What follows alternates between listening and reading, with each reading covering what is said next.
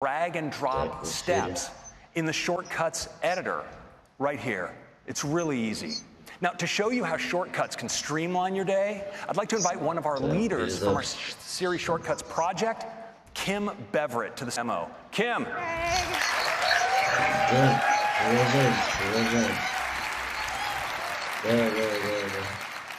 I am so stoked to show you Siri Shortcuts. To do that, I'm going to walk you through my day. So imagine it's the morning, I'm headed to work, and I pick up my phone, and I see this suggestion from Phil's Coffee. Siri has learned that I do this most mornings, so now I can just tap on the suggestion, and I see all the details. I'll probably tell Ari what's up. That looks like just what I want to say. Sorry, Ari, let's send it. Perfect. I also want to show you how you can add a shortcut to Siri. So let's take a look at Kayak. I keep all of my travel details in Kayak. Most important is my post-WWDC relaxation trip to Los Angeles. You can see I've got all the details, everything I need, but what I really want is to be able to use this and get to this information with my voice while I'm on the go.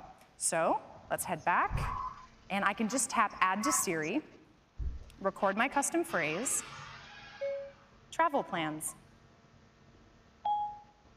And I'm done. So now, when I land at the airport and I'm about to get in the cab and I could really use that hotel address, I can just say, travel plans. Kayak says, your hotel is at 929 South Broadway. You can check in after 3 p.m. Isn't that cool? It's pretty cool.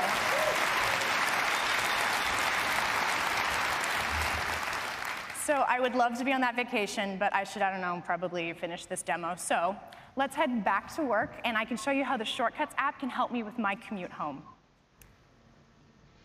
We start in the gallery, where there's hundreds of pre-made shortcuts that you can download, or we can hop over to the library, and I've got a bunch of shortcuts here, but I want to show you my heading home shortcut. You can see that it's just really a series of steps. It grabs my location and my travel time, and it sends my ETA to my roommate. It sets my HomeKit thermostat to 70 degrees, and it turns on my fan. And last, it gets directions home with Apple Maps with the best route to avoid traffic. Now, this is already pretty cool, but I happen to be an NPR News junkie, so I should probably just add that to my shortcut to save me some trouble on the ride home. Let's tap Search. And there's a bunch I can add here, but I can just tap Siri Suggestions, and there it is, Play KQED Radio. We'll drag this in, drop it, and we're set. I've already added this shortcut to Siri with the custom phrase heading home, so now, whenever I leave work, I can just say, heading home. You will get there in 1 hour. I sent a message to Cheryl. Your thermostat is set to 70 degrees, and I turned on the fan, playing KQED radio. Right? That's Siri Shortcuts in iOS 12. Thank you so much.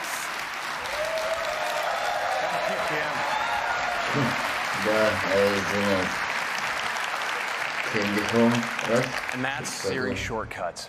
It works on iPhone and iPad, and of course, you can run your shortcuts from your HomePod and your Apple Watch. That's your quick update on Siri. Next, let's talk about apps. And to tell you about the latest, I'm going to hand it off to Susan. Susan. Hello. Hello. Thanks, Craig, and it is so great to be here. I'm excited to tell you about some great updates in some of our most popular apps, starting with one of my favorites, News. So News is a personalized feed where you can see all the stories you want to read pulled together from trusted sources. And our top stories are handpicked by the Apple News editorial team to make a great collection of curated content. With our new Browse tab, you can discover new channels and topics, and we've made it even easier to jump to your favorites, because that's why they're your favorites, right? News shines on the iPad. We've added a new sidebar, and it's a great way to navigate. It makes it easy, and I think fun, to dig into the areas you're most interested in. So that's news. Now, we've completely rebuilt the Stocks app, and it's got a beautiful new design. Of course, you can still see the stock prices and the changes at a glance, but we've added spark lines, little charts, that show the stock performance throughout the day. And that's cool, but are you ready? We are so excited to announce we're bringing Apple News to Stocks. I'm really excited about that. And the top stories in Stocks features business news, right? Curated by the Apple News editors. It's pretty terrific.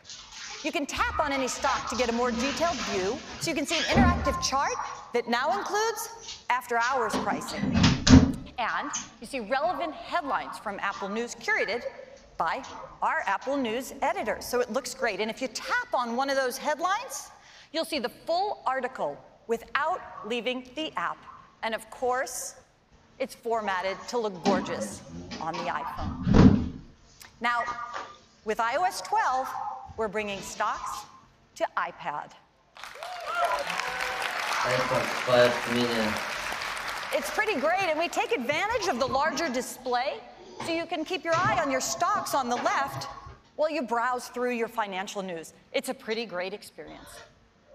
Next up, voice memos. We've also completely rebuilt voice memos to make it even easier to use. And we're bringing voice memos to the iPad for the first time. Importantly, we've also added iCloud support, so your recordings stay in sync across all your devices. We think iPad users are just going to love this. And we think that iBooks is the best way to discover and experience ebooks, as well as audiobooks. And with iOS 12, we're introducing an all-new design.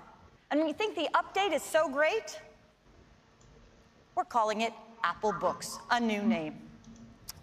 Very dramatic. We dropped the I. Apple Books has some great new features. For example, Reading Now, with a preview that makes it really easy for you to pick up reading right where you left off. And there's so much more, including a stunning new store that makes browsing through your ebooks and audiobooks better than ever. We love these updates, and we think you will too. But we also have a smart and safe way to use your apps in the car. I think you know I'm talking about CarPlay. CarPlay already supports third-party audio and voice messaging, voice calling and messaging apps. You probably know that. But what you might not know is with iOS 12, CarPlay will also support third-party navigation apps.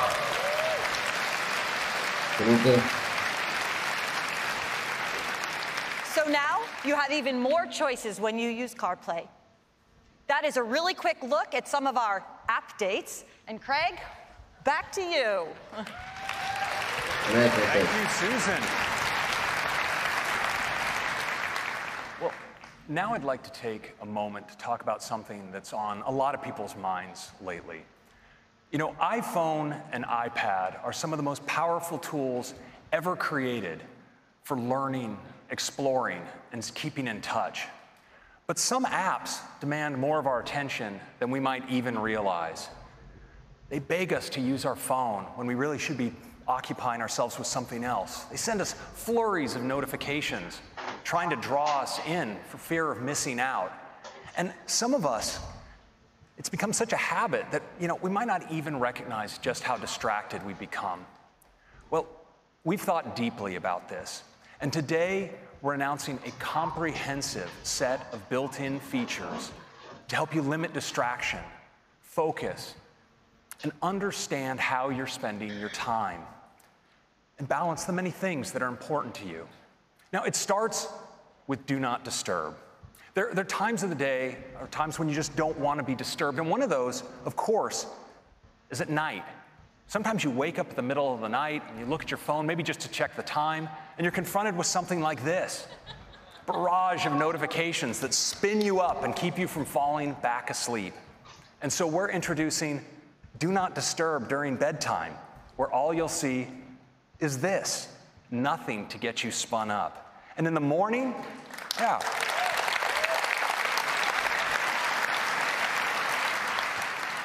In the morning, when you wake up, you're gently eased into your day. You can tap when you want to start confronting those notifications. Now, we've all found ourselves in situations like this. Now, rest assured, he stuck the landing on this one. But now, Do Not Disturb can help.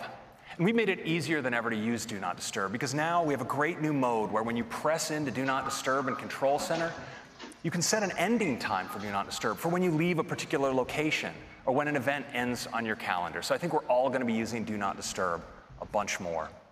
Now, next I want to talk about notifications. Now, notifications help keep us informed and connected to important things that happen throughout the day. And we'd like to give you more control over how many notifications you receive. And so we're enabling what we call instant tuning for notifications right from the lock screen. You can press in to a notification, and from there you can decide to send future notifications from that app directly to Notification Center, bypassing your lock screen, or turn them off altogether. And Siri will even help by suggesting that you turn off notifications for apps that you're no longer using. Now, we also wanted to give you help managing large numbers of notifications. So I'm thrilled to announce that we're bringing to iOS support for grouped notifications.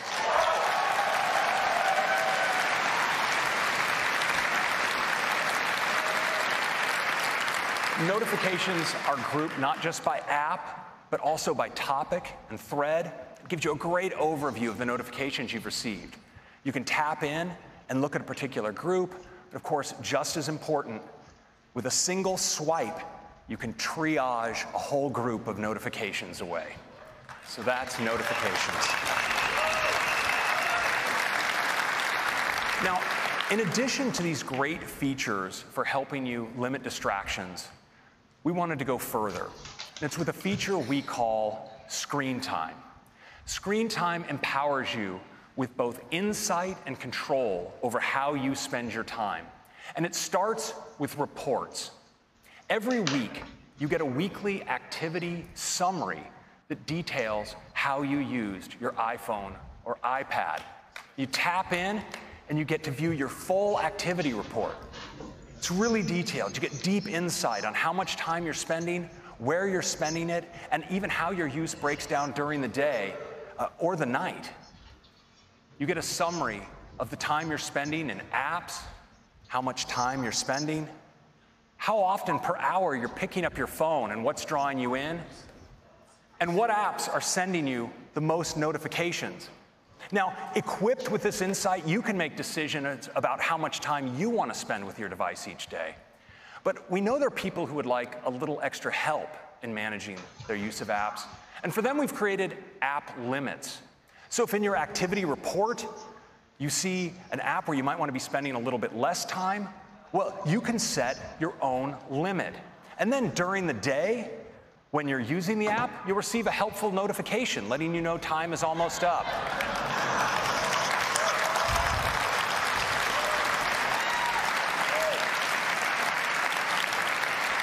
And once you've reached your limit, instead of the app, you'll see this. It's time to move on. Now, we'll let you grant yourself an extension if you want, but we'll give you a reminder later to move along. Now, this is also in sync across your iPhone and iPad, so your limits apply to your total usage. And we think this is going to be helpful for many people, but especially for some kids. And we know this is something that can help families achieve the right balance for them. And of course, it starts with providing your kids with great information, so they get an activity report of their own. But as a parent, you get one as well on your device.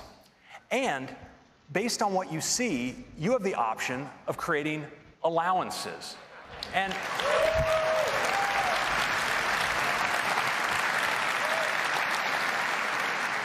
now, you have many options. One of them is downtime, time when you want your kids to unplug altogether, for instance, at bedtime. And you can also limit your kids' time in apps by category or by individual app. Now, there's some apps you may want to always allow them to use. For instance, you may want them to be able to get at the phone at all times so they can contact you. Or you may want to give them access to educational apps. And you can also limit access to only movies, apps, and websites that you deem age appropriate. Now, this works, of course, across their iPhone and iPad, and it uses family sharing, so it's super easy to set up. And you can manage it all remotely from your parental device. And so that are some great screen time and some great features to help you better manage your time.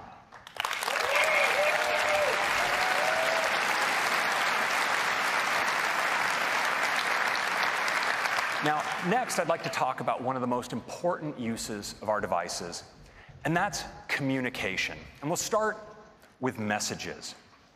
Messages has given us fun ways to express ourselves with emoji and now Animoji.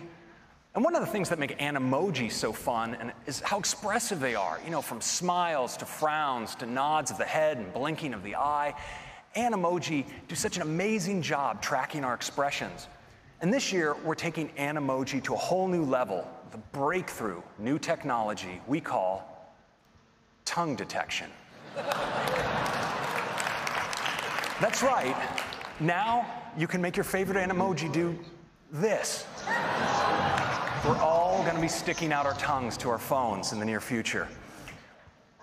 Now, we're also introducing some great new Animoji that I think you're all going to love, like ghost, koala, tiger, and T-Rex. But we wanted to take Animoji even further by making them even more personal. So I'm thrilled today to announce the arrival of the era of Memoji. That's right. With Memoji, you can create your very own personal Animoji.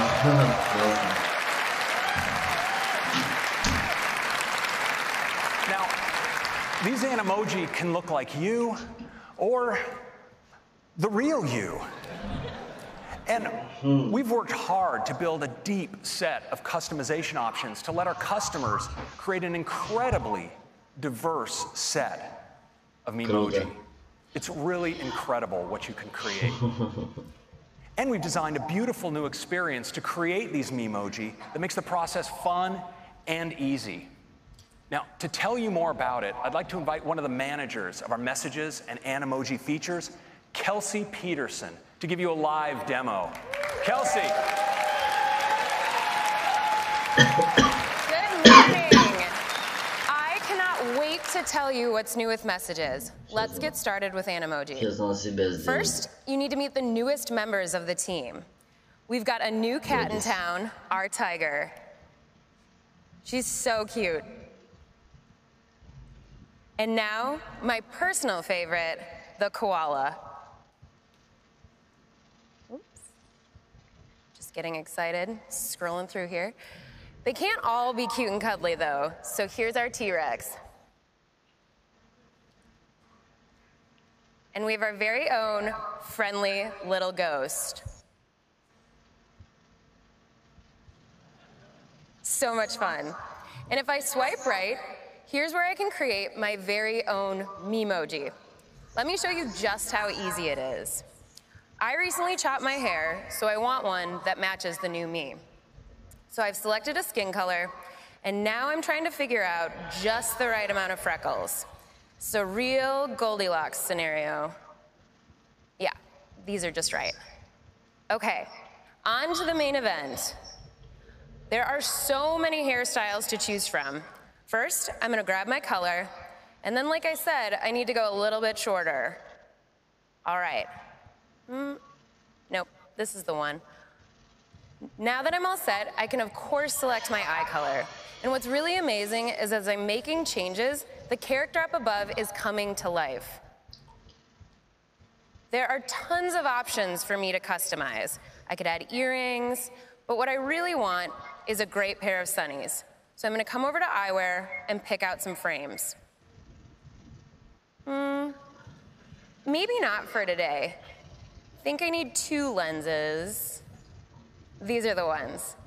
Now that I have frames, I'm gonna tint my lenses to make a great pair of sunglasses. Нормально.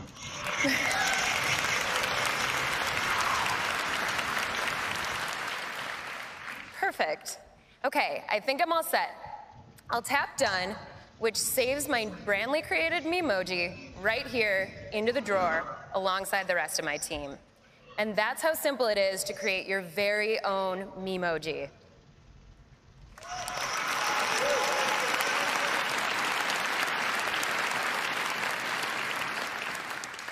Now I have a brand new feature to introduce you to. This wasn't even in Craig's slides. We are bringing fun effects into the messages camera. Let's take a look. I have a message here from my partner. It looks like he's informing me that he's bought our dog, Ferdinand, yet another tiny dog hat. This isn't even the first. I think this is the perfect opportunity for a response with this new fun camera. So I'll tap to pull up the camera, and then I can see this little star over here on the left. Tapping on that gives me a strip with all sorts of new effects. So I could add things like shapes or text. But let's check out these filters. Ooh, so this is comic book. It's really fun, but for a response about a tiny dog hat, I think I'm gonna go in a different artistic direction. So what I really need to do is add a sticker from one of my favorite sticker packs. Ferdy looked really excited about that new dog hat, so I'm gonna put him right here. And now we have an all-new way for you to use Animoji. I can apply my favorite Animoji right here, live. Нормально. Офигенно. Memoji. Here's the Memoji I just created, but I actually have just the one. It's of me in a very similar red hat, which is kind of perfect for twinning with my pup. So I'm gonna set up my shot, snap, and send. And that's a demo of the fun new effects and messages. Back to you, Craig. Круто, круто.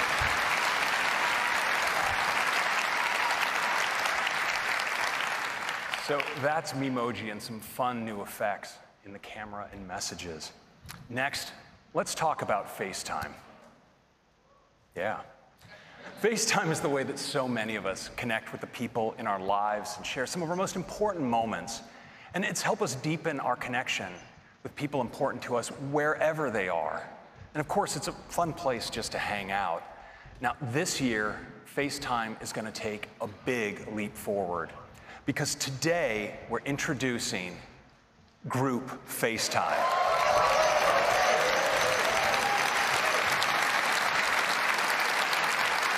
Now, you'll be able to FaceTime with 2 people, 3 people, actually up to 32 simultaneous participants. Now, setting up a group call couldn't be easier. Just instead of typing one person's name, you can do many. You can ring them by tapping audio or video. But we also introduced a great new way because FaceTime is now integrated into messages. So you can quickly go from a group chat you have going directly in to a group FaceTime. And members of the group can join in and drop out at any time. It's really great. Would you like to see it? Well, let's do a demo. Well, I think for our first live demo of group FaceTime, I'm going to contact the folks back in Cupertino. Now, I can just dive into this conversation I have going with the members of the FaceTime team. And it looks like actually they're already on a group FaceTime call, so I'm just going to join right in.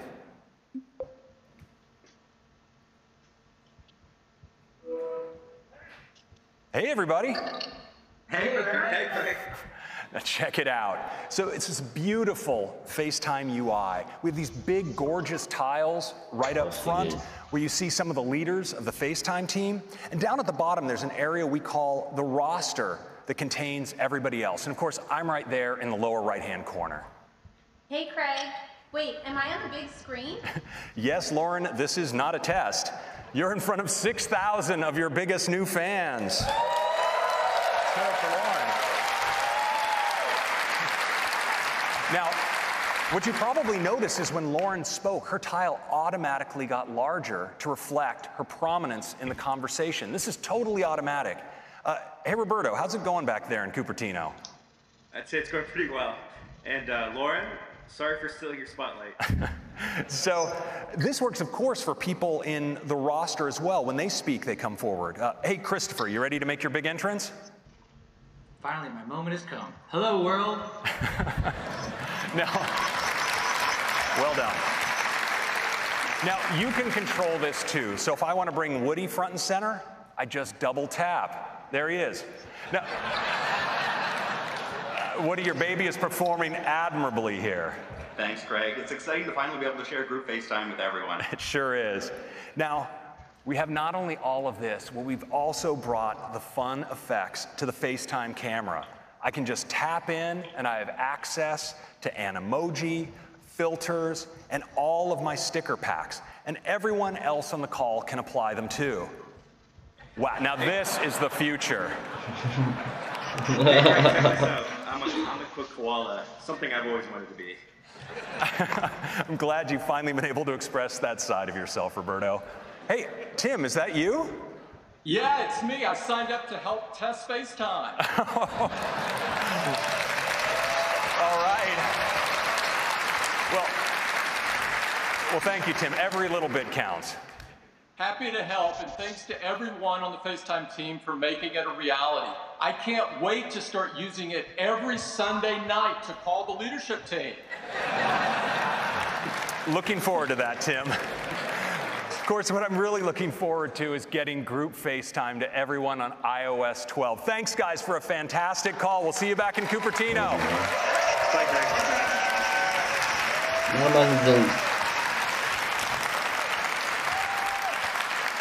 So that's group FaceTime. It works on iPhone, iPad, and Mac, and you can even answer an audio on your wrist on your Apple Watch. So that's FaceTime and messages, and this is iOS 12. Improved performance, new AR experiences, Siri suggestions, screen time, Memoji and fun effects in the messages camera, and group FaceTime. I hope you like it. I'm going to hand it back to Tim. Thank you. Thank you, Craig. iOS 12 looks fantastic, and we can't wait for everyone to get their hands on it. Next up, we'd like to talk about the Apple Watch. Yeah. When we began development of the watch many years ago, we had a vision for just how impactful and essential it could become in our lives. We're constantly hearing from customers about the many ways that the Apple Watch has changed their lives. And I'd like to share just one of them with you this morning. Mary Dobjan was boating with her husband, John, when due to a medical condition, all of John's muscles went completely limp, and he fell into the ice-cold water. With her arms wrapped around John to keep him from drowning, Mary could not reach her phone to call for help. But with her Apple Watch, she was able to call Siri, or to use Siri to call 911. Rescuers soon arrived and saved John's life.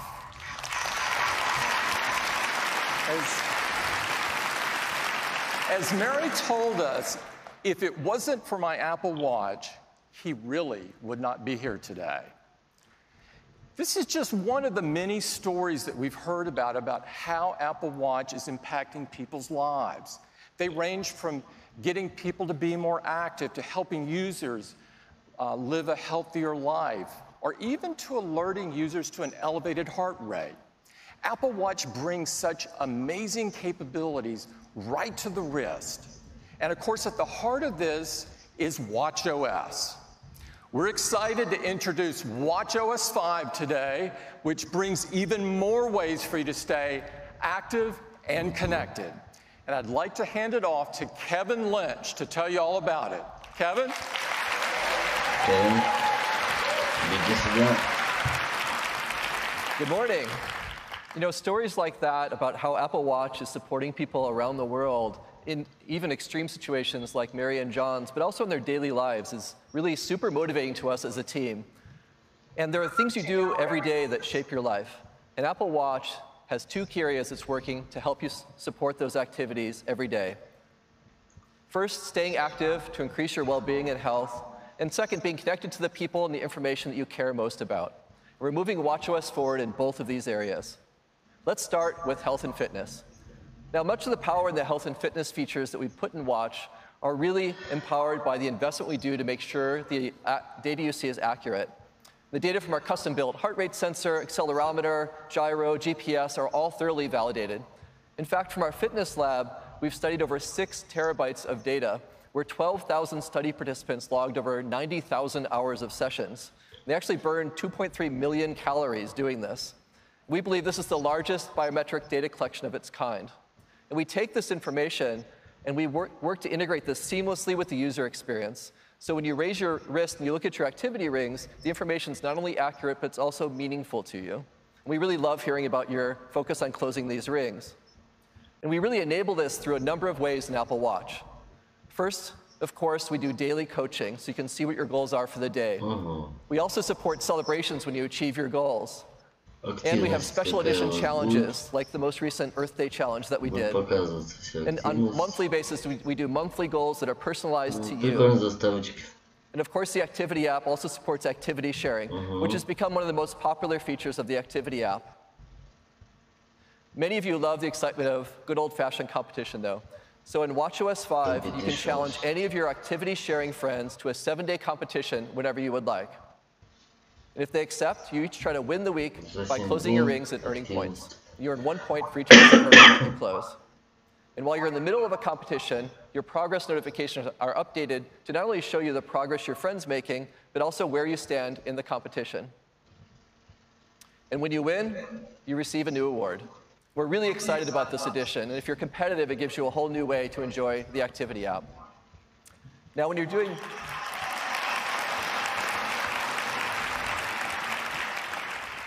do want to go do a workout, there's a lot of workout types you can choose from.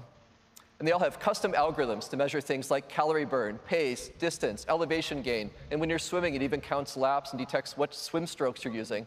And with GymKit, your metrics are in sync with your favorite gym equipment. And we're really excited to bring more enhancements to workouts in watchOS 5, starting with a new workout type for yoga. Now, this works primarily from your heart rate. And we calibrate this to your fitness level through the rest of your day. So now you can more accurately track those yoga sessions, including those intense vinyasa sessions. Now, we've also added a new workout type for hiking. This takes into account pace and heart rate and elevation gain, so you can more accurately get exercise credit while you're hiking in steep terrain or really long stages. And Apple Watch has become a really great running companion, especially now that we've added GPS and cellular and music streaming. We're making this an even better experience now for training runs and races. In addition to current and average pace, you now have the option to keep track of your rolling mile pace, which is how fast you ran the immediately preceding mile. You can also now set a custom pace alert, so your Apple Watch will tap you when you're above or below the pace that you've set. And finally, runners will now get cadence, so you can see your current steps per minute. We're really excited for runners to try these out. Now,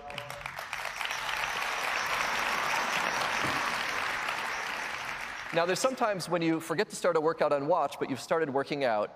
And to solve this now, we're adding automatic workout detection.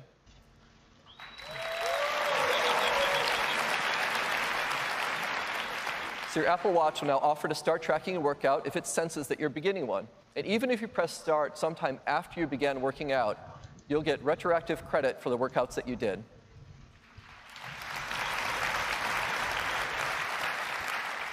And these start alerts will support all these great workouts on Apple Watch.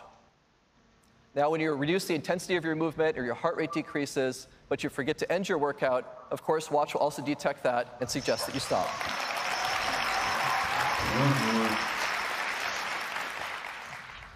So, all these new features, activity competitions, the new yoga and hiking workout, new features for runners and automatic workout detection, are all enabling you to more accurately track your workouts and stay motivated while you do. Now let's talk about being connected. Apple Watch enables you to remain in the moment while also easily connected to the people and information that you care about. And the introduction of cellular made this even better. You can stay connected even when you're going out for an evening, running some errands, or even going for a swim. Or stay in touch when your phone might not be easily available to you. And staying connected with people you love is something that our customers love about Apple Watch. You can easily make or receive a phone call, and you can hear the emotion and tone on the other end of the voice as you talk in real time. Or you can use messages to have impromptu, short conversations with loved ones in a message thread. In watchOS 5, you'll have an entirely new way to communicate on your watch. That's real-time voice, but with the spontaneity of short messaging. Did you steal my chips? Maybe. I cannot wait until you go to college. Introducing walkie-talkie.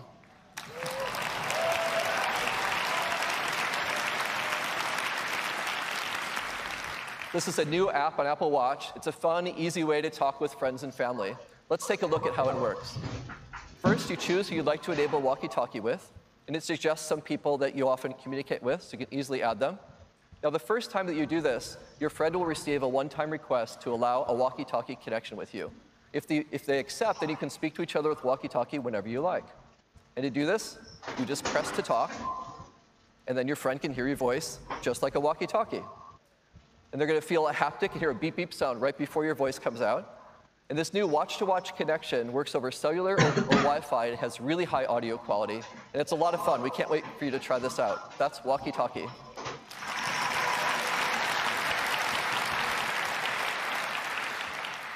Now, last year, we introduced a Siri watch face, which presents the right information to you at the right time. And Siri does this using machine learning, so it's going to get better at predicting your actions over time by combining inputs like the time of day, your location, your daily routines, or which apps you use when. We're making some great enhancements to the Siri watch face now. First, we're adding new content. So now you can get live sports scores, you can get commute time home or to work, or you can see your heart rate, for example, after a workout, or your resting heart rate.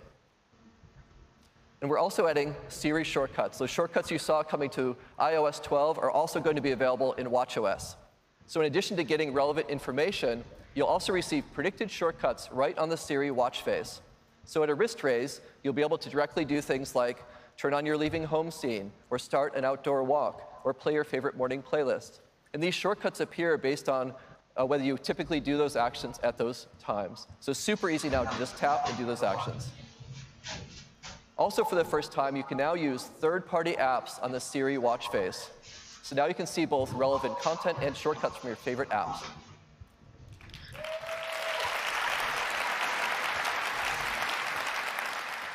So if you always go running with Nike Plus Run Club at a certain time, or you're logging your meals with Lose It, or you use Citymapper to find your commute home, you just raise your wrist and tap. It's that easy. So new content, support for shortcuts, and third-party apps making for an even more powerful Siri watch face. Now, currently, to talk to Siri, you raise your wrist and you say, "Hey, Siri." And when you think about this, it's quite a strong signal when you raise your wrist and talk to your watch. It's kind of like when someone's standing right in front of you. You don't need to say, "Hey," because you have their attention already. So we're bringing this same social cue to Siri on the watch. So you no longer need to say, "Hey, Siri." You just raise your wrist and talk to Siri.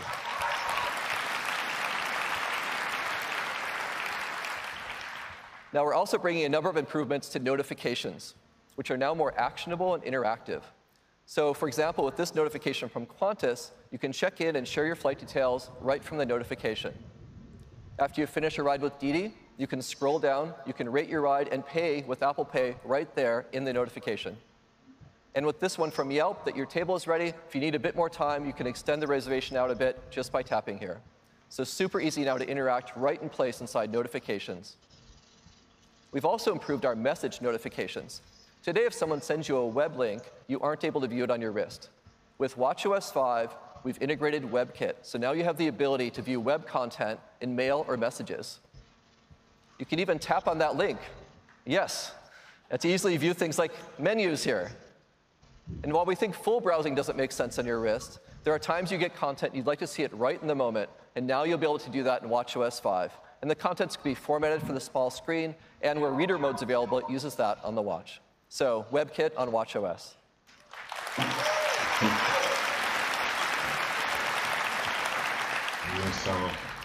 Now, with watchOS 4, we introduced an entirely new way to listen to music while you're on the go. You can stream 48 million songs on your wrist with Apple Music, or you can listen to automatically synced and curated playlists. And now, with watchOS 5, we're giving you even more to listen to. That's right. The Apple Podcast app is coming to Apple Watch. Upcoming episodes from subscribed podcasts will be automatically synced to your watch, so you can get them right there. Or you can just ask Siri to stream a podcast for you, and it'll start playing. And playback resumes across all your devices, so you can continue just where you left off. So that's podcasts. Now, those are the great new features coming in watchOS 5 to stay connected with people and information that you care most about. Interactive notifications, web content, new content and shortcuts in the Siri face, podcasts, and of course, walkie-talkie. Now, we'd like to show you this stuff live in action, and we thought we'd increase the challenge a bit in our live demo here today to keep it interesting. So Jules, who helps lead our fitness experiences, is actually going to do the demo while biking.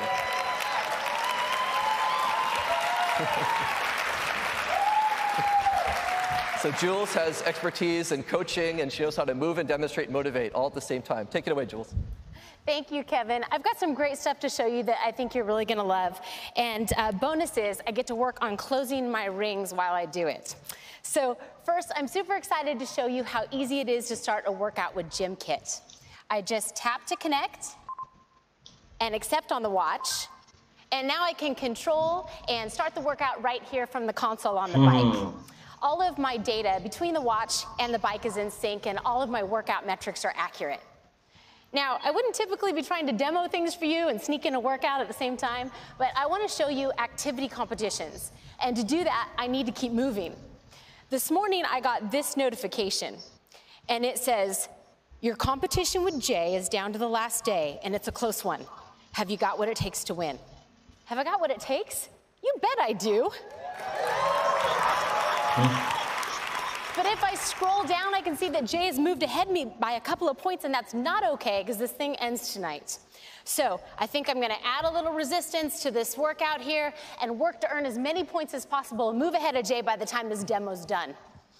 I can simply tap here and send him a little smack talk to let him know I'm coming for him. Let me show you interactive notifications because I have dinner reservations tonight that I made through Yelp. If all goes well here, I'm going to go out with my girlfriends from work to celebrate. And because we all know that Jay's going to lose this competition, maybe I should invite him along so it can be his treat. Now I can simply add to the number of guests and confirm right here in the app without ever having to open it. It's that simple.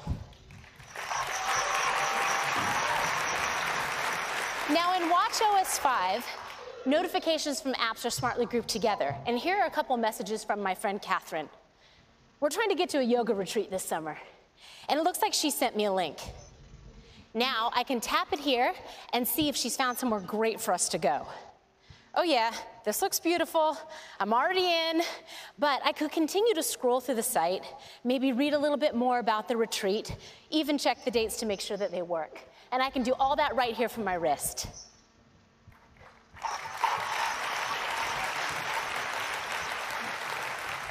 Let me show you the enhancements that we've made to the new Siri watch face. At the top here, you see the workout that I'm in right now. And when I'm ready to get back to it, I can just tap.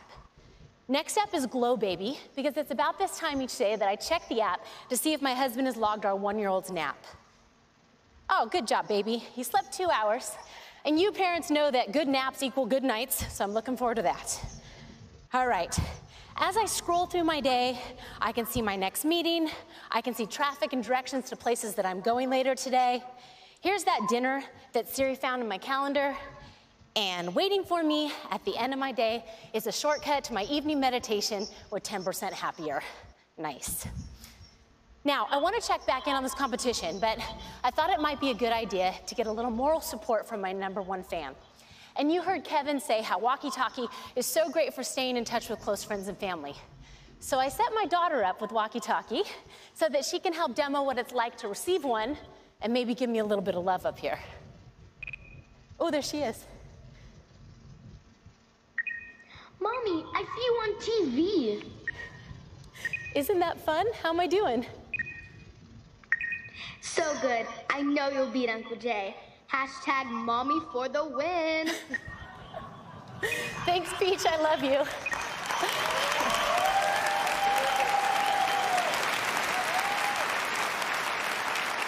And that's how walkie-talkie works. All right, the time is now to check in on this competition and see if I have done enough to pull ahead. I'm gonna tap into activity and swipe over to see the score. Oh, yes. Sorry, Jay, but the day is still young. Thanks, everybody, and back to you, Kevin.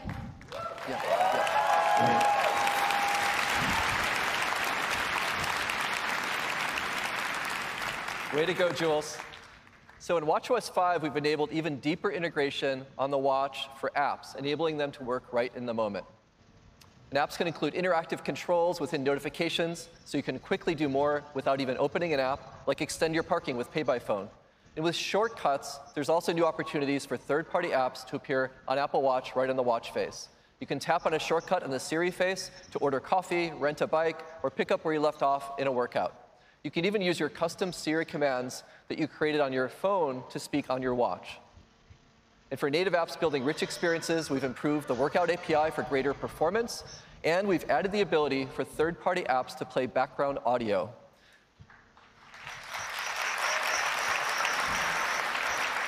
This enables you to easily sync things, of course, like audiobooks, favorite playlists, guided meditations, right to your watch, and they'll be able to play continuously in the background. Now, there's so many other features coming in watchOS, including things like the ability to customize the button arrangement in your control center, or you can add an air quality complication to your watch face. But one really exciting one is student ID cards. You're going to have the ability to add your student ID card to Wallet on your iPhone and Apple Watch.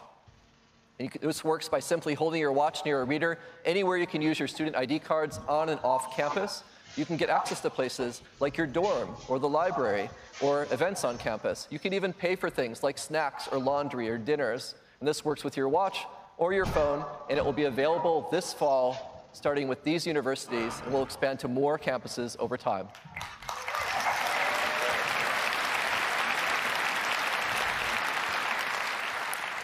Now, this is also Pride Month, and we're really excited to introduce an all-new Pride Edition watch band.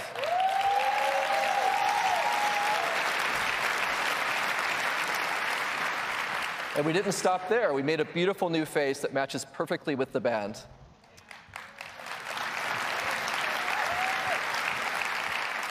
And the face and the band are available today. And if you'd like to use the new watch face, you can choose to add it from the watch face gallery starting at noon today. That's just some of what's coming in watchOS 5. Thank you very much. Back to Tim. Thanks, Kevin. Thank you, Kevin. watchOS just keeps getting better and better, and we're excited for you to try all of these great new features to help you stay more active and connected. Next up is Apple TV. Last September, we introduced Apple TV 4K, and our customers love it. Since its introduction, the Apple TV business has grown an incredible 50%. Today, we've got some great new enhancements to Apple TV 4K and tvOS, and we think you're going to love them.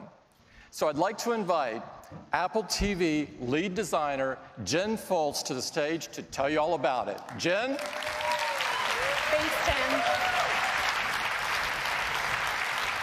Apple TV is built on an incredible platform, tvOS. And tvOS is built specifically for the living room to make it easy to enjoy your favorite TV shows, movies, apps, and games. Now, as Tim mentioned, last September, we introduced Apple TV 4K with the goal of bringing the highest quality cinematic experience right to your home. It offers both 4K and high dynamic range, including support for HDR10 and Dolby Vision. Time said the new Apple TV is a high-fidelity powerhouse. And to ensure you can enjoy this beautiful experience with as much content as possible, iTunes offers the largest collection of 4K HDR movies. And we've upgraded your previously purchased movies to 4K HDR for free on all available titles. There are also, thank you, there are also many 4K and HDR TV shows available from popular services like Amazon Prime Video and Netflix. And we know what makes for an amazing cinematic experience is not just great picture quality, it's also incredible sound. So Apple TV 4K is bringing you the latest in audio technology.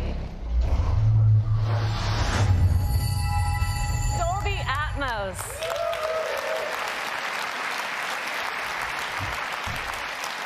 With Atmos, you get room-filling sound, the perfect complement to the stunning visuals of Apple TV 4K. Now, what makes Atmos so special is that unlike a traditional surround sound setup where sound is assigned to channels like the left or the right, Dolby Atmos has the ability to completely immerse you. Atmos moves sound in three-dimensional space, creating an experience with powerful audio that flows all around you.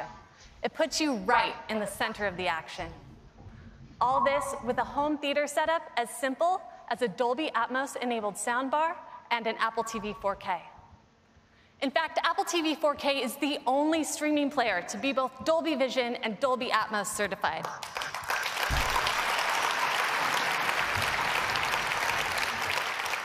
And this fall, iTunes will be bringing you the largest collection of Atmos content anywhere. And just like with 4K HDR, your iTunes libraries will be upgraded to include Dolby Atmos on all supported titles for free. Now, of course, these movies and so much more are available in the Apple TV app. The Apple TV app is the center of your video experience, a single place to find and watch what you love across your favorite apps. It's on Apple TV, iPad, and iPhone, where you can find not only on-demand TV shows and movies, but also live content, including sports. The Apple TV app now offers a huge range of live sports. And we've added live news to make it even easier to stay current. The addition of live sports and news providers brings the coverage of the TV app to over 100 video channels, giving you a massive selection of content all in one place. With all this, Apple TV is the best box to connect to your TV. And that's now more true than ever, as more and more cable companies fundamentally shift how video gets to your TV. This typical cable box is becoming a thing of the past, as these companies embrace internet-based delivery. And many of them share our vision of Apple TV as the one device for live, on-demand, and cloud DVR content. And we've already started working with partners around the world to make this a reality. In France, we're working with Canal+. Almost a third of French households subscribe to Canal services. And their subscribers can now choose Apple TV to access more than 100 live channels and some of the biggest sports, including the French Open in 4K. In Switzerland, we've partnered with Salt. Salt just launched a new TV service with more than 300 live TV channels, and it's available exclusively on Apple TV. And I'm really excited to announce that here in the US, Charter's Spectrum will be coming to Apple TV late this year.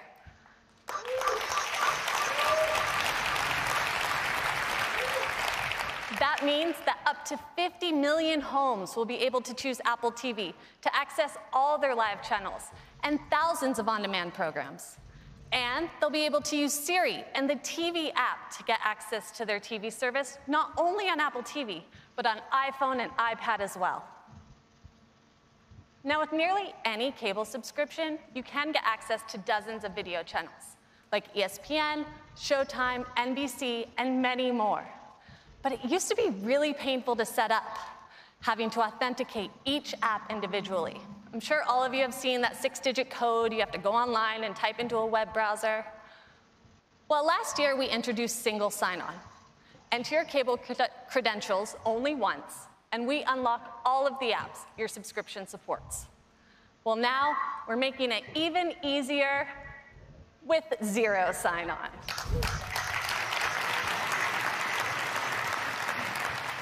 So now, if you're on your TV provider's broadband network, will securely and automatically unlock all the supported apps included with your TV service. No credentials needed, it just works. Charter Spectrum,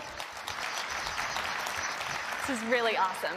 And Charter Spectrum will be the first to support Zero Sign-On, and we'll be adding more providers over time. We're also giving you even more options for ways to control your Apple TV. For example, you can get quick access on your iPhone, where Apple TV users will get the Apple TV remote automatically added to Control Center. And for those that have installed home control systems, we're working with the leading providers so that you can use their remotes to control your Apple TV, even including support for Siri.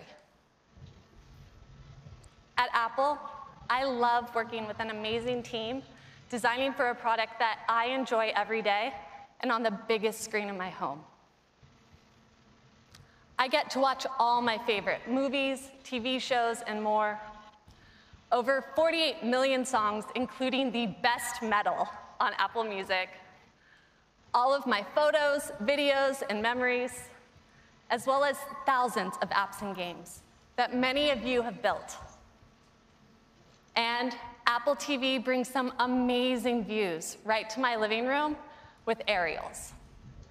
Now, one of the questions I get asked the most about aerials, especially by my family members, is, where is this? Well, this fall, with just a tap of the Siri remote, you'll now be able to see every aerial location.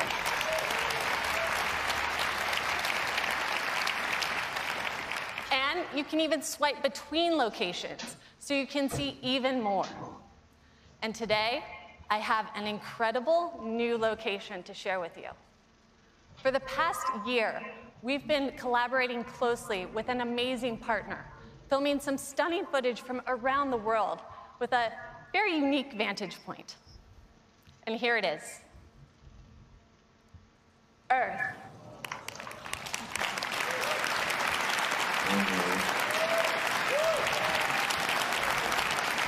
This is filmed by astronauts aboard the International Space Station.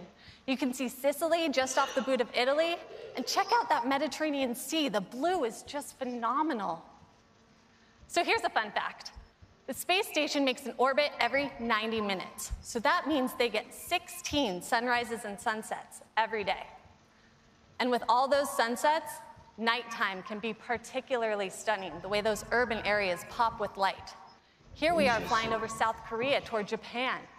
You can see Tokyo coming into view at the top, some distant stars, and even the upper reaches of the Earth's atmosphere, which is that orange band enveloping the Earth.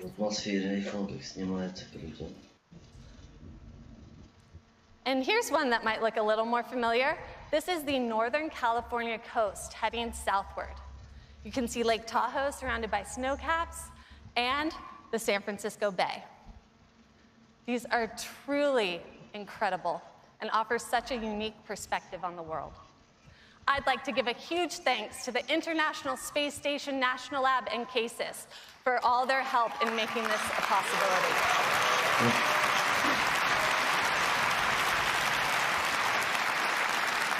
These are going to look incredible at home in 4K HDR.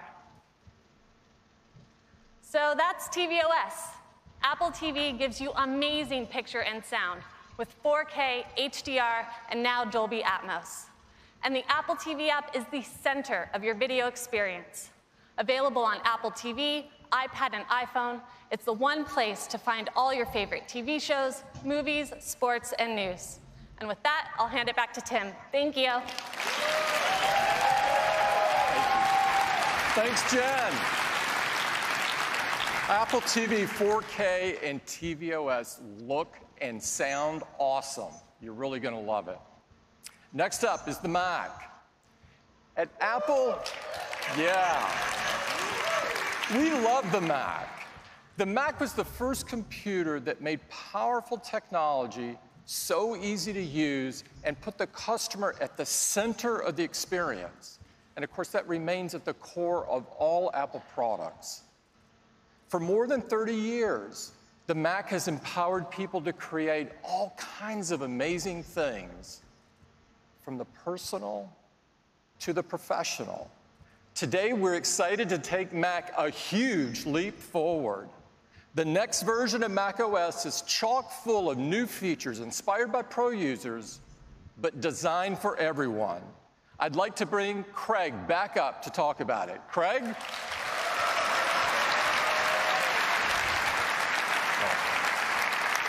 Hello again.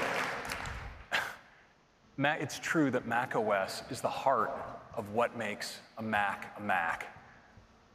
And we want as many Mac users as possible to have access to our latest software.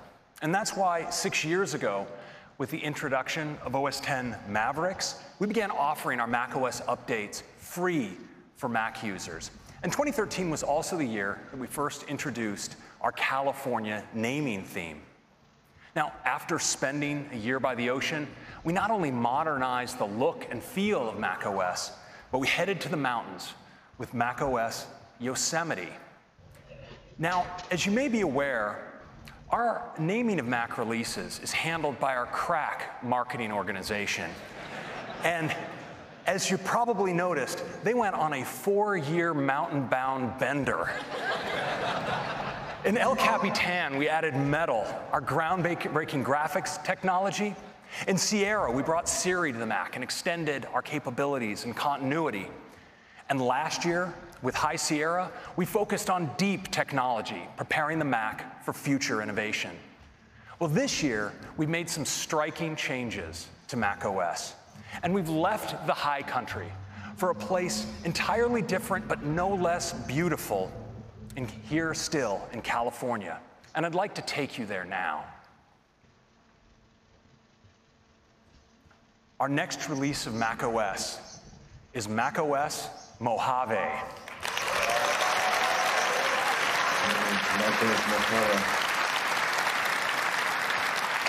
Now, Mojave is beautiful during the day, but what really captured our imagination was the beauty of the desert at night.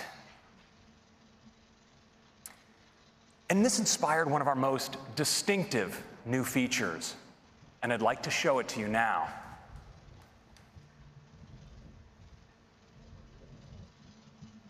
So here we are live in macOS Mojave, and I'd like to show you a new side of Mojave. We call it dark mode.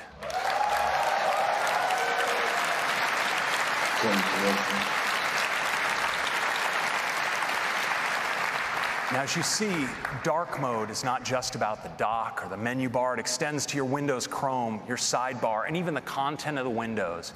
And it's so great for pros. It makes photographic content absolutely pop off the screen. It's just gorgeous. So nice. And this is great not just for photography, but when working on presentations or documents. It's also great doing ordinary things if maybe you're working in a dark environment. You just look at calendar and even mail in dark mode. It's so great. And I think some of us are going to want to run dark mode just because it's so cool. I mean, your emoji look great. Your photos look great. I mean, check out your album art in music or your For You feed in Apple Music. But I think one audience that's going to especially appreciate dark mode are some of you here in this room, our developers, because Xcode looks fantastic in dark.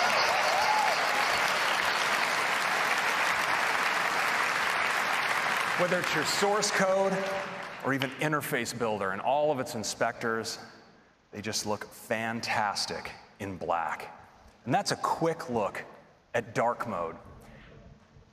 Now, we were so inspired by this changing desktop wallpaper that we decided to add a new feature to Mojave that I think you'll enjoy. It's called Dynamic Desktop. And when you're using it, your desktop actually subtly changes throughout the day, from morning to afternoon to evening. It's really cool. Now, there's much more to Mojave that I'd like to share with you through demos, and it starts with the desktop. Now, the desktop is so crucial to how many of us use our Macs. When we have files that we're actively working on, we often put them on the desktop, but the result can be a desktop that looks something like this. And so now in Mojave, we have a really great solution, and we call it desktop stacks.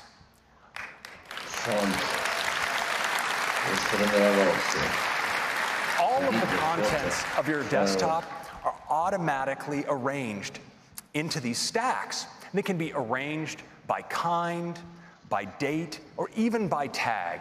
And they're really easy to use. You just click on them, you can see all the contents in the stack, you can double click to open a document, and put it away. And they stay organized. So for instance, if I bring forward mail, maybe I drag an image out, I want you to watch what happens, because the image flies right into the right stack. Now, you can also scrub your stacks. So for instance, I'll just scrub across this stack. You see I can select between different photos, pick one up. Actually, let me just hide mail here, mid-drag. Got a little excited with with all of my stack action. So I can just drag this out and drop it in just like that. And that's a quick look at stacks. Now, we've also brought some great new changes to the Finder. I'd like to show them to you now. Now, it starts with a new view. We all enjoy using icon view, list view. There's, of course, column view, but now we've added an all-new view called gallery view. It has a big preview up top, a set of thumbnails along the bottom, and it makes it easy to preview images, video, presentations, documents, spreadsheets, PDFs, and of course, with images, sometimes you want to know more detail about, for instance, how they were captured. And now the new sidebar in Mojave really helps because it now supports full metadata. So you can see around your photo the camera you took the photo on, the kind of lens, the aperture settings, and so forth. It's really handy. And you'll notice also along the bottom, there's this new area called Quick Actions. And Quick Actions let you act on the current photo. So for instance, if I have a photo like this and I want to edit it, I don't have to open it and go or do a new app. I can rotate it right here inside the Finder. It's really powerful. Now, this sidebar is available in other views of the Finder. So for instance, I'm just going to bring up the preview pane here, and I'm going to do a multi-selection of a PDF as well as several images. And you'll notice that the Quick Actions area is contextual. So it shows me Create PDF as an option. I'm going to click Create PDF, and it's going to assemble all of these photos into a PDF just like that. But what's really great is these actions are also customizable. So you can create automator actions and assign them to buttons here inside of Finder. So you'll notice that now that I have this PDF selected, I have an option to run a custom automator action that I've created called Watermark PDF. When I click it, my custom action runs, and my document is watermarked, just like that. And those are some quick enhancements to the Finder.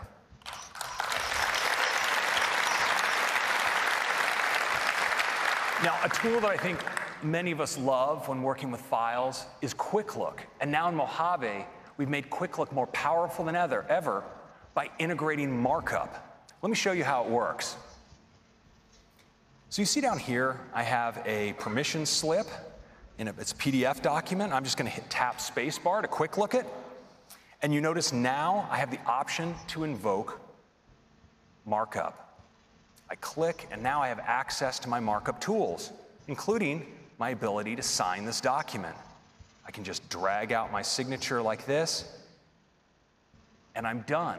Now, this works for all kinds of files. So for instance, with images, I can rotate and crop. And with video, I can even trim right here inside of Quick Look. That's a quick look at Quick Look.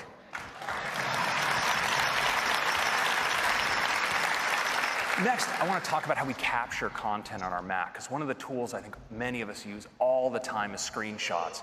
And we've made screenshots more powerful than ever in Mojave. So let's take a look here at a web page, and I'm just going to take a screenshot in the traditional way. I'm going to screenshot a selection of the page, and I want you to watch what happens in the lower right.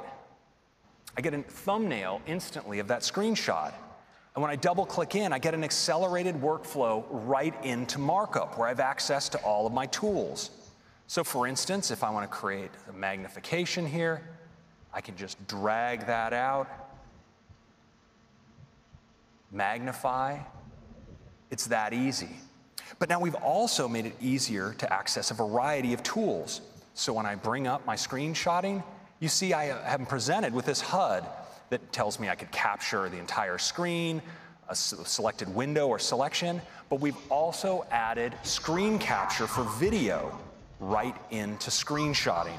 Let me show you how that works. So I'm going to go to a web page here that has an animation running, and I'm going to bring up my screenshotting tools and say to record the selected area. I'll just make a nice selection here. Okay, and I'm recording just like that. Of course, I can manipulate the app, so all will be reflected in my recording. And when I'm done, I can click the stop button right up here. And now you notice I have this thumbnail in the lower right. Well, I can actually pick this up and drag it into a new space and incorporate it right into a document, just like that. Now, we further enhance the way you capture content, and that brings me to continuity. So Mac users love continuity for the way it lets us work across our devices with things like AirDrop or the ability to unlock your Mac using your Apple Watch. When it comes to capturing content, we all walk around with one of the best content capture devices in the world in our pockets, our phones. And so we wanted to take advantage of continuity to bring that to the Mac with a feature we call Continuity Camera. Let me show you how it works. So here in my keynote presentation, I have a space that's just waiting for a new photo. And I have my phone right here. Well, when I select this object, I can choose to take a photo. And I want you to watch what happens when I select this to my phone. It automatically, immediately lights up, ready to take a photo. So I can take one like this. And when I do, I can select Use Photo, and it appears directly in my document. Isn't that cool? Now, this works as well for scanning documents. So here I have a place where I could use a scan. Once again, I'm going to select from the menu, and this time Scan Document. Again, my camera lights up, this time right in my document scanner. I just scan like this. I can save it. And my scan goes immediately in. I think I forgot to push the save button. Sorry about that, everybody. There you go. Appears immediately in my document. Thank you. And so just like that, I can take photos, stills, and even capture video. And this is a quick look at some great new features in Mojave.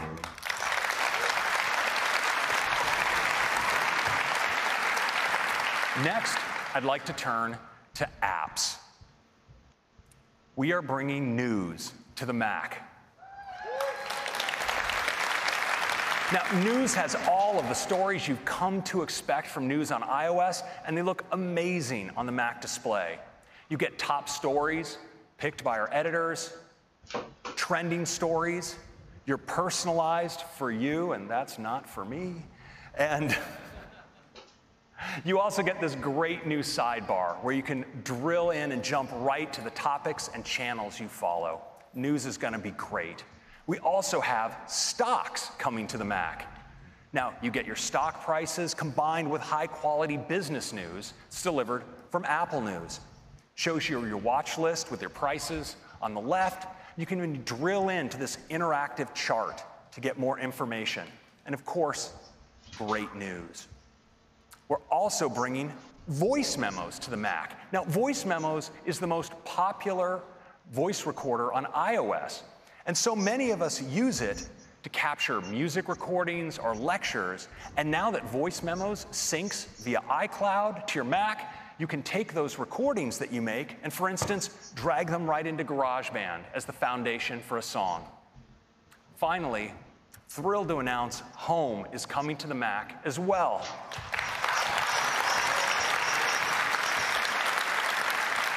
You have all of your accessories here. You can run your scenes as well as monitor your video cameras. And of course, with Siri, you can command your home with your voice. So those are 4 great new apps coming to Mojave. Thanks. Next, I'd like to talk about security and privacy. You know, one of the reasons that people choose Apple products is because of our commitment to security and privacy. And we believe that your private data should remain private. Now, not because you've done something wrong or that you have something to hide, but because there can be a lot of sensitive data on your devices, and we think you should be in control of who sees it. Now, to begin, we protect your information on your devices using state-of-the-art hardware and software. And this year, we're adding greater protections about how apps can access that information. Today, Apple devices check in with you before granting an app access to information like your location. You can tell because you'll see an alert just like this one. And macOS already provides API-level protections for things like contacts, photos, calendar, and reminders. But now in Mojave, we're extending these protections to include your camera and your microphone, as well as protecting sensitive parts of your file system, like your mail database, your message history, and your backups. And all of this is protected by default for any app that you run on the system. Important protection.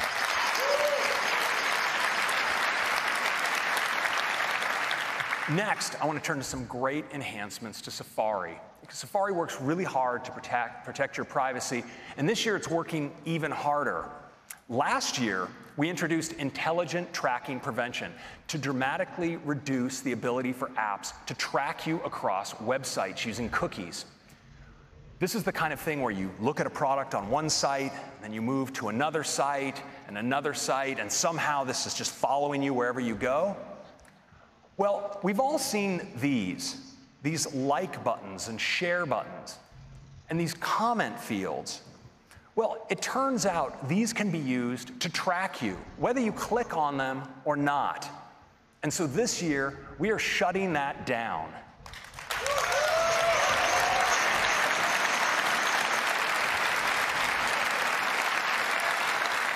Now, if you do want to interact with one of these, or one of these apps tries to access that information, you'll get this, and you can decide to keep your information private.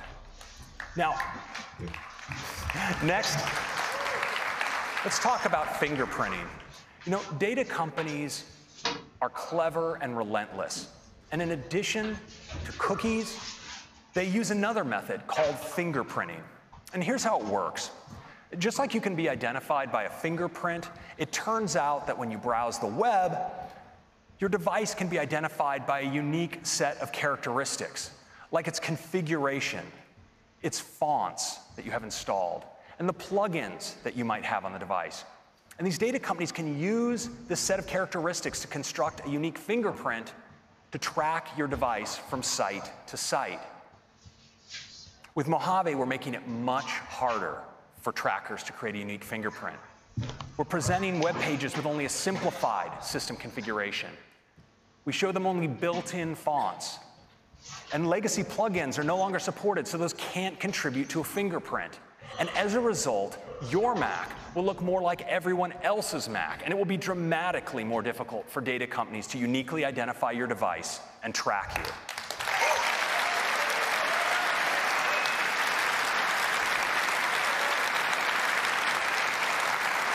Now, we're bringing all of these new protections to Safari on both Mojave and iOS 12. Next, let's talk about the Mac App Store. And to do that, I'd like to invite to the stage Ann Ty, our product marketing manager for the App Store. Ann. Last year, we launched a completely redesigned App Store on iOS. Every day, we celebrate apps, games, and developers. We've written more than 4,000 stories for the new Today tab, and hundreds of them have each been read by more than 1 million people. The response has been incredible, and we've learned a lot.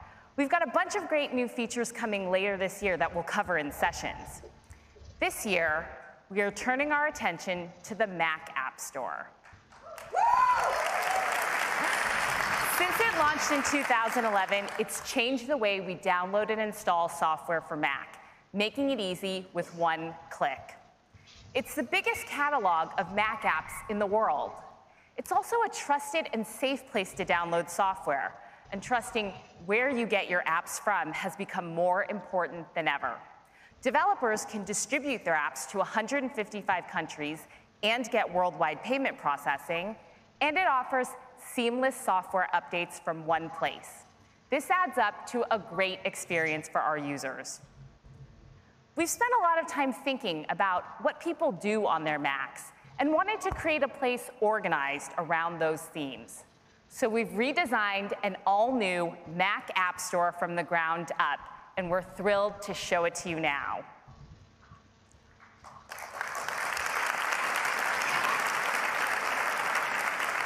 It's got a beautiful UI that should feel familiar, but new, and designed first and foremost to be a great Mac app.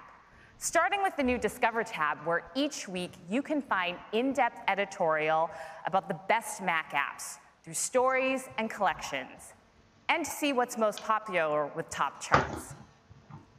Here's a story about musician and founder Kareem Morsi. Learn about how he uses his app, DJ Pro 2, and get inspiration for your own set. Helpful videos autoplay so you can see what apps are capable of before downloading them. Visit the all-new Create, Work, Play, and Develop tabs, where you'll find helpful recommendations and expertise around each theme. Here's the Create tab, where you can find apps that bring your artistic ideas to life. These tabs will also help you make the most of apps you might already have, with tips and tutorials even the most expert users will find useful. The Work, Play, and Develop tabs share the same beautiful design, and you can still browse by category on the Categories tab. We've redesigned product pages too, bringing many features over from iOS based on our learnings there.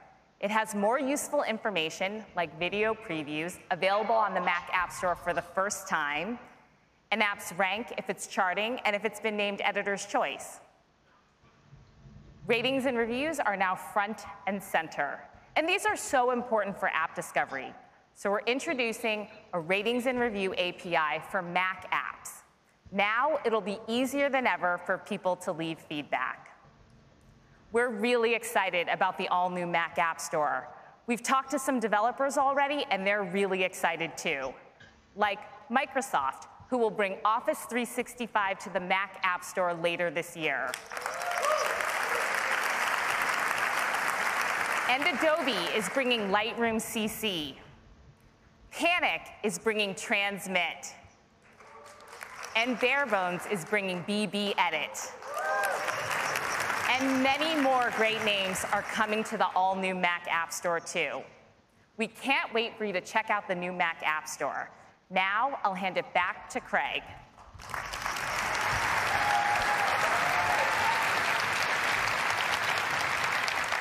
So we think the Mac App Store is going to inspire whole new generations of apps. And so we want to talk about some of the technologies that will be behind some of that next generation. We spoke earlier about ARKit. I want to talk about two more. And let's start with Metal. Now, Metal is the technology to get the highest performance graphics and computation from graphics processors. Metal was designed for modern GPUs. It's incredibly efficient. And that enables amazing console-level games like Fortnite from Epic to run great for the first time on mobile. But Metal also enables these games to scale to take full advantage of modern Macs. In fact, across iOS and the Mac, there are over 1 billion Metal-enabled devices. And we're constantly making Metal better. To bring the highest GPU performance and reach of all Macs, we've recently added support for external GPUs. And this is powered by metal. And the results are truly mind-boggling. For instance, running a filter in DaVinci Resolve, look at how it scales on the incredibly fast iMac Pro as you add up to 4 eGPUs. Now, the results are even more staggering when you take a 13-inch MacBook Pro and add eGPUs to it, achieving up to 8.5 times speed up. It's pretty awesome. Now, eGPUs also enable Macs to achieve all new levels of performance and realism in 3D rendering and gaming. Now, this beautiful forest you see here, this isn't a video capture. This is from Unity's new Book of the Dead interactive demo, and it's being rendered live right now on a MacBook with an eGPU powering this display. I mean, doesn't this look amazing?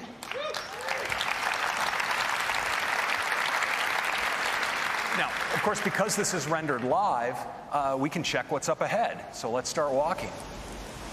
Now, Unity is using Metal's unified graphics and compute to generate real-time lighting and complex post-processing effects.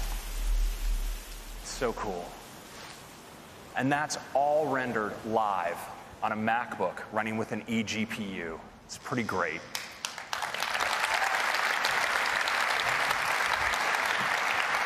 Now, another place where we're doing incredible acceleration with Metal is in machine learning. And today, ML specialists usually use one of these third-party libraries to train their models using servers. And now it turns out we can accelerate tools like this with our new Metal Performance shaders. We're seeing speed-ups of up to 20 times in using the GPU with Metal instead of CPU-based training. And while speeding these tools up is great, we actually think there's a better way for most developers. And that's training on the Mac you already have, using a great new tool we call CreateML. Now, CreateML is designed to let you train without being a machine learning expert. You can train vision and natural language models. You can bring your own custom data, and it's really easy to use because it's all built in Swift. In fact, you can use Xcode playgrounds to train your model. Just drag one in, your training set, you can drag in your test set as well. And the training is all GPU accelerated, so it's incredibly fast.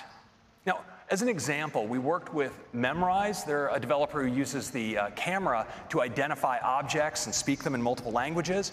And in the past, they would train their model with 20,000 images, and it would take them 24 hours to do so. Well, now, with CreateML, they can train that same model in 48 minutes on a MacBook Pro.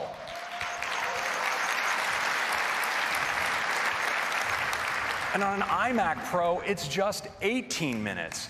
And what's even more incredible is that model, in the past for them, was 90 megabytes, and now it's just 3 megabytes. It's a huge difference.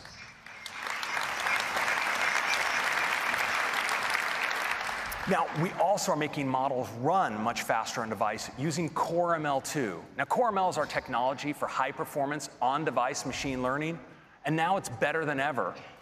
It's 30% faster in on-device processing using a technique called batch predictions. And you can reduce your model size by up to 75% using quantization. And so that's CoreML and CreateML. You no longer have to be an expert in machine learning to build those techniques into your app. Now, these technologies are redefining what's possible in apps, and they're common not just to macOS, but also to iOS. And the fact that the Mac and iOS share so much technology has led people almost every year to keep asking us the question, are you merging iOS and macOS? So I'd like to take a moment to briefly address this question. No. Of course not.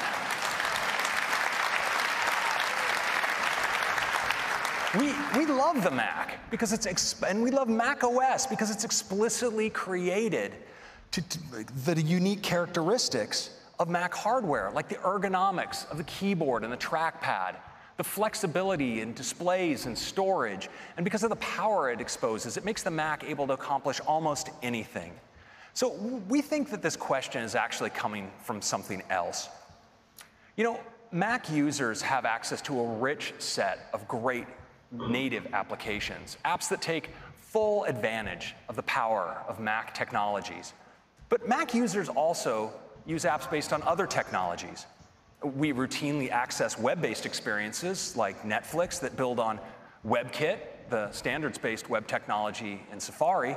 And we also run sometimes cross-platform games built on technology like Metal. And all of these platforms enrich the Mac user's experience. But we think there's room for one more. And so we'd like to give you a sneak peek of a multi-year project we have going on, because we see a huge opportunity for the Mac to tap into the world's most vital app ecosystem. It's called iOS. I think you might be familiar with it. Now, there are millions of iOS apps out there, and we think some of them would be absolutely great on the Mac. And Mac users would love to have them there. And from a technical standpoint, it's actually a really good fit, because from day one, iOS and macOS have shared common foundations. But iOS devices and Mac devices, of course, are different, and the user interfaces are somewhat different, and so the frameworks underneath are as well. And that makes today porting an app from one to the other some work. Well, we wanted to make this much easier. And so we've taken some key frameworks from iOS and brought them to the Mac. And we've adapted them to specific Mac behaviors, like use of trackpad and mouse, window resizing, integration of things like copy and paste and drag and drop into the system services on the Mac. Now, phase one of this effort is to test it on ourselves. So this year in macOS, we've taken some of our own iOS apps, and we've brought them to the Mac using this technologies to make sure it works well. You've actually heard about several of them earlier today. And it turns out they make fantastic Mac apps, and we were able to bring them to the Mac with very few code changes. Now, this is going to be coming to you developers next year, so you can easily bring your iOS apps to the Mac. And in the meantime, we hope you enjoy news, stocks, voice memos, and home in Mojave. Now, we're really excited about Mojave. From desktop stacks to Finder with gallery view, to enhanced screenshots and markup, news and home on the Mac for the first time, stocks, and of course, the redesigned Mac App Store. And of course, there's even more. Like APFS now supports Fusion and hard drives, and Safari tabs can now have favicons if you want them there. And, of course, group FaceTime. So that's macOS Mojave.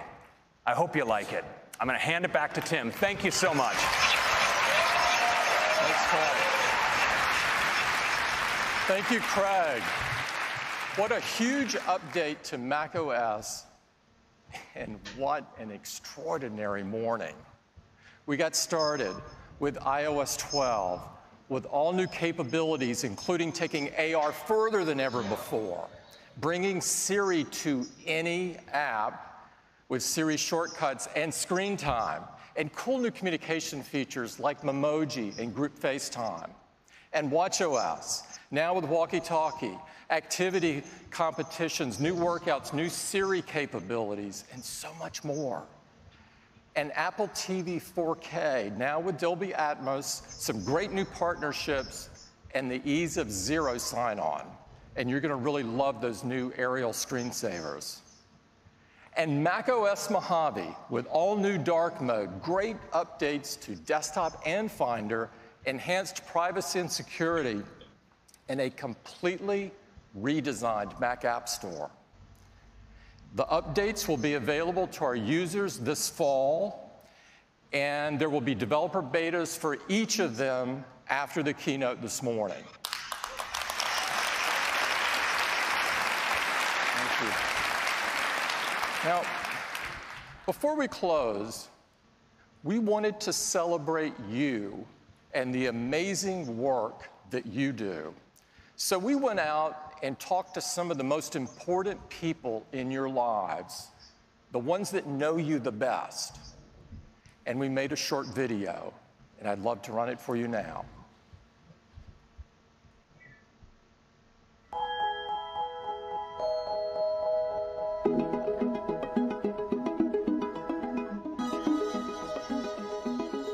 I don't have any idea at all how to create an app.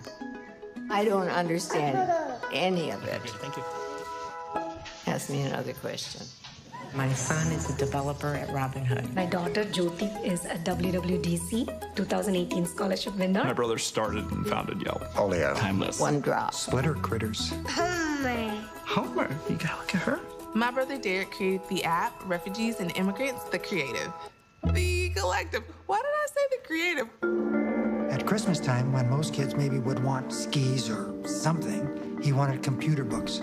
He stayed in his bedroom making games while the other kids were outside playing. And when she's really doing the coding, almost always we have to tell my daughter to stop. But then my daughter would be like, just give me another 10 minutes. You know, I want to get this solved first. When I watch him code, his eyes move in a weird way, and he's like totally focused. Even when my friends are over, I'd say, well, look at Christopher, look at him, and they'd go, wow. When he first came to us with the idea, we were like, okay, good luck. He started off in his small little one-bedroom apartment with next to nothing and sacrificed eating a burger and just have ramen just so that he could, and I'm like, just buy the burger. And he's like, no, that's $3 that I could put towards the app. Jeremy went out to build the first version of Yelp, and it was a total bust, total failure. She tried really hard on a couple different titles, and you've never heard of them. And, you know, that's a really rough feeling. That was definitely a low point for Jeremy, because it was like, hey, we got to retool and try again. What Jeremy did notice in the data was that people loved writing comments. And that was really the genesis of the second version of Yelp, which worked. You have to be really okay with waking up to failure. And then at the end of a whole bunch of failures is something that's great. Tessa didn't really think, I want to make an app. Tessa found a problem of food waste, which you could use the app to help to solve. Emma's grandma was diagnosed with Alzheimer's. She even forgot my daughter's birthday. So Emma tried to search for an app that would help, but she couldn't find it. So she said, you know, why don't we just do it ourselves? My husband was a diabetic. That inspired Jeffrey to do something about diabetes. And it's an answer to a lot of people's prayers. Jesse won the iPhone Game of the Year. I couldn't believe that he made it. I mean, to me, it was remarkable. She pulled out her cell phone, and I saw his app on her phone, and I was like, trying not to forget. For my wife, it's not just creating, it's really wanting to be a part of something big. The one lesson that I learned from Jeremy every day is just that determination, tenacity, the focus. He foresaw the impact that the iPhone was going to have. And he bet everything on getting an app for it. And I think that it was one of the most important things that Yelp did. I think he's made a big difference, and so do thousands of other people. She wants to not just learn, also teach others, and it makes me really proud to see her blossom. And as a parent, no better thing is there than your kids do what they want to do. Because it isn't how much money you've made, it's really what changes you've left behind. And she's hoping to leave a lot of change behind.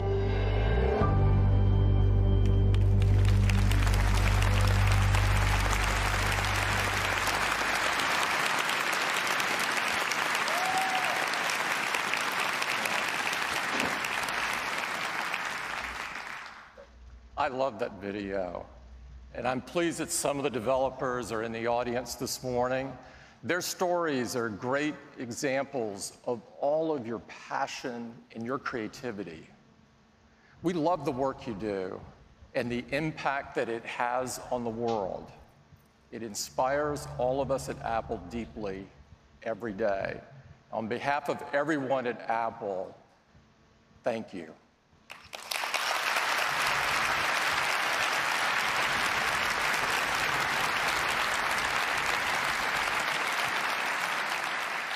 And I'd also like to thank everyone at Apple who made today possible. Days like this only come from years of effort and hard work and great sacrifice. And so I thank them and their families. Let's have an incredible week together. Thank you.